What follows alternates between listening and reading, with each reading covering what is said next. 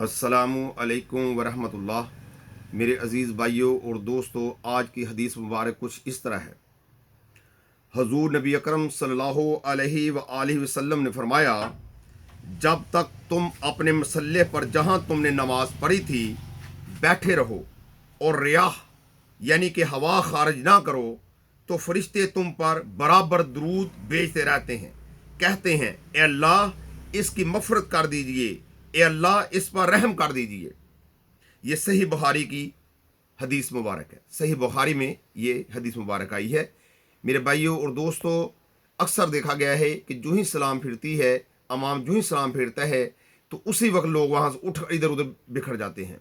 ये अमल कोई काबिल तारीफ़ नहीं है, काबिल सताइश नहीं है, बल्कि जहाँ नमाज फ़र्ज पढ़ी जाती है वो जगह बहुत कीमती बन जाती है। वहाँ बैठकर अल्लाह ताला से मनाजात करनी चाहिए, अल्लाह ताला से दुआ मांगनी चाहिए। फ़र्ज नमाज के बाद दुआ की कबूलियत का टाइम होता है। हज़रत अबू बकर सदीक रज़ियल्लाहु ताला अन्हु इस अमल को बहुत नापसंद फरमाया करते थे कि फ़र्ज नमाज के बाद सलाम फेरने के बाद वहाँ अपनी जगह से फौरी तौर पर नहीं उठना चाहिए, वहाँ थोड़ी देर पर बैठा रहना चाहिए, क्योंकि वहाँ बैठे रहना अल्लाह ताला को बहुत महबूब अमल है।